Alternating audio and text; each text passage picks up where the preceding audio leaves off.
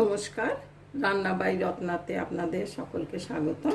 আজকে আমি বহুদিন পর আপনাদের আলু পোস্ত দেখাতে নিয়ে এসেছি। এখানে আলু রেখেছি কেটে, আর এই পোস্ত বেটে রেখেছি।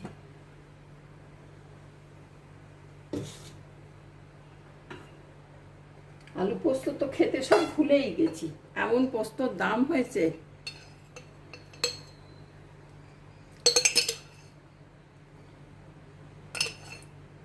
এটা কম তেলেও করা যায়, একটু বেশি তেলেও করা যায়, আর অনেকে অনেক কিছু ফোড়ন দেন, কিন্তু আমি দেখে নিয়েছি ওই কি বলে এটাতে 5 ফোড়ন দিলেই খুব ভালো স্বাদটা হয়। সব কিছুর আলাদা আলাদা নিয়ম আছে, তো কিসে কোন ফোড়নটা দেবো, সবাই তো সব ফোড়ন তো চলে না।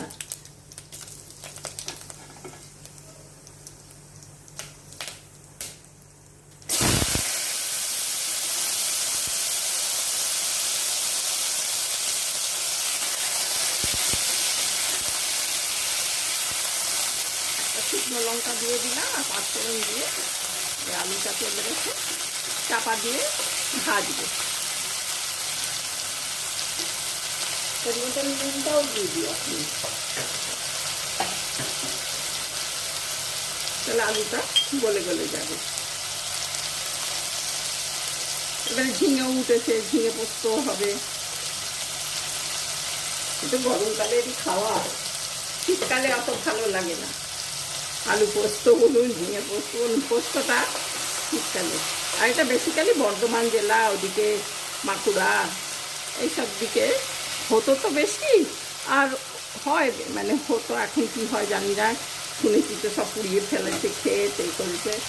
যাই হোক, সাউথেও হয়, আর আরও এদিকে চাষ করে ওরা আফিমের জন্য চাষ করে। কিন্তু বেঙ্গলে তো পোস্ত খাওয়ার একটা চল ছিল না, চল আছে আর কি, ছিল মানে কি, যতই দাম হোক যারা খাবার তারা ঠিকই খায়। কিন্তু আমাদের মতন প্রবাসের লোকেদের একটু কমে গেছে খাওয়াটা। আর বর্ধমান জেলা ওদিকের জেলার লোকেদের রোজ পোস্ত চাই। আবার 2 রকমের পোস্ত করে, আমরা তো এই হলুদ দিয়ে ভাজা ভাজা করে করি, আর এক রকম আছে সাদা সাদা, একদম গলা গলা মতন সাদা পোস্ত, মাখা মাখা টাইপের একদম, ওটাও হয়, ওটাও ভালো লাগে। বিনা হলুদে বেশ একদম পুরো পোস্তর গন্ধটা থাকে। ঠিক আছে, এটা ভাজা ভাজা হোক, আমি দেখাচ্ছি।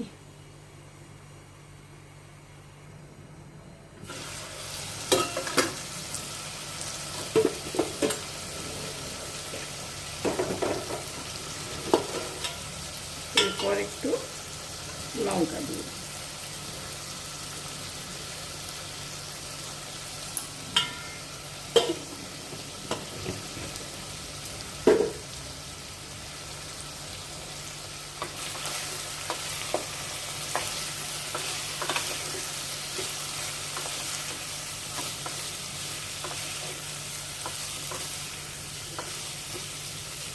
আরও ভাজা ভাজা হবে, এখন কিছুই হয়নি।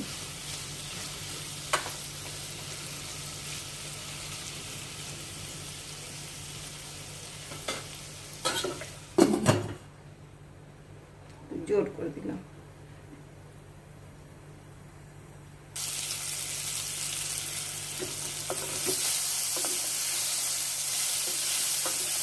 লালচে লালচে হয়ে এসছে,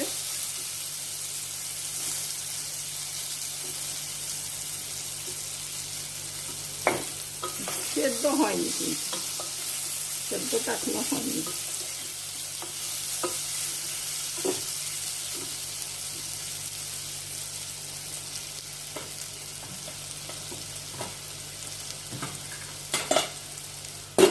একটু হোক, বাকি আছে।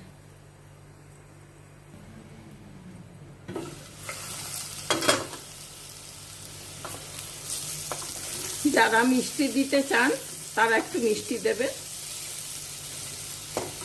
হয়ে এসছে, একদম দারুণ হয়েছে। এরপর আমি পোস্তটা দেব।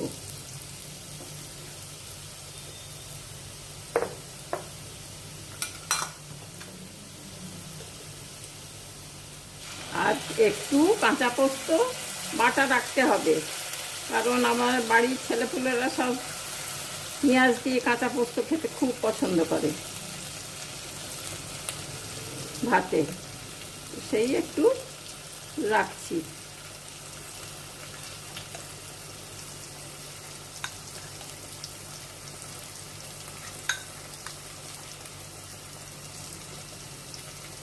এই ওপর থেকে জল জল মতো নিয়ে নিলাম।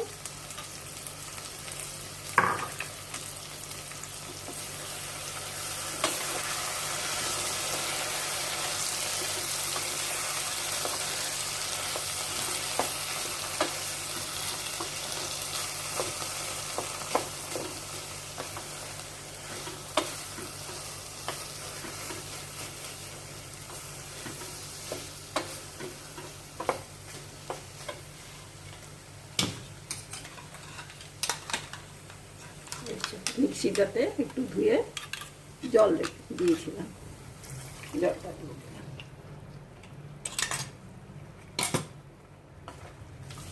খুব সুন্দর খেতে হবে,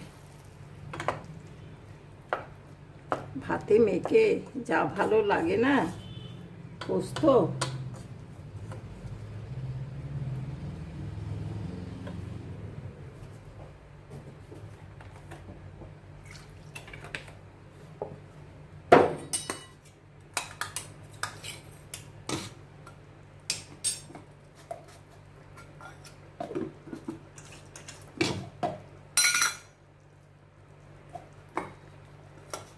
এখন একটু কিছু ফেলতে মায়া লাগে।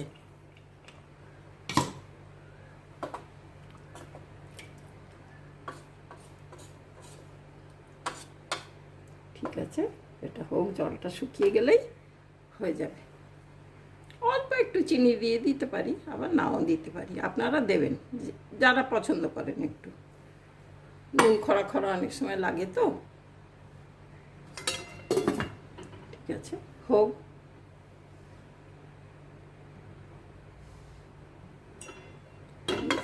চিনি খেতে বারণ করে, তাই এই এতটুকু জাগেরি দিয়ে দিচ্ছি, ওই না দিবারই সমান। একটু নুন খরাটা কেটে যায় একটু মিষ্টি দিলে, আর কিছু না, মিষ্টি করার জন্যে নয়।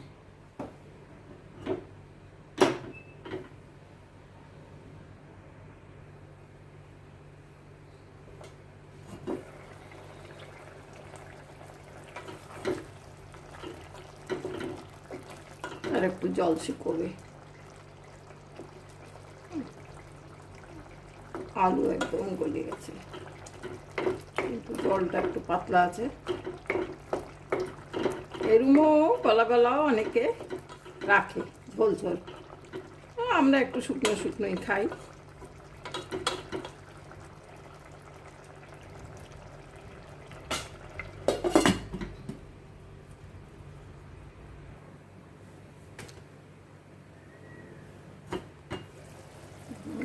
হয়ে এসছে,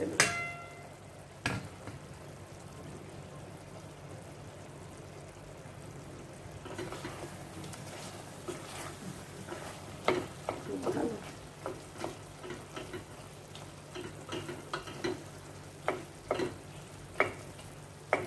একদম আলু হয়ে গেছে সুন্দর।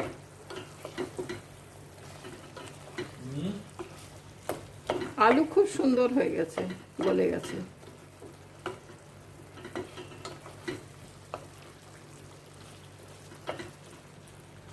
হয়ে গেল।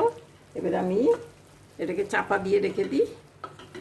আর আর আমার শাশুড়ি কড়ায় করতেন তেল, আরও তেল দিয়ে খুব ভাজা ভাজা ভাজা ভাজা করে একদম। তো সবাইকার আলাদা আলাদা রান্নার স্টাইল, আমার বাপের বাড়িতে এই টাইপের হতো। আমার দুটোই ভালো লাগে খেতে, ভাজা ভাজাটাও একটা আলাদা, এটাও একটা আলাদা, দুটোরই স্বাদ আলাদা। এবার খুব জলা জলা জলা নয়, শুকনো শুকনো মতন হবে।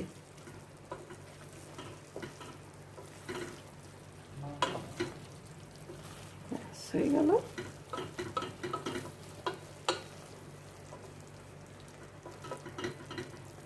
আর রান্নাটা তো যে যার নিজের মতন করে করে নেয়, এপার বাংলা হোক ওপার বাংলা হোক, সবাই সবাই নিজেদের মতন করে, সবাইকার রান্নারই একটা স্পেশালিটি আছে, আর সবাই নিজেদের মতন করে করে নেয়, ভালোও লাগে।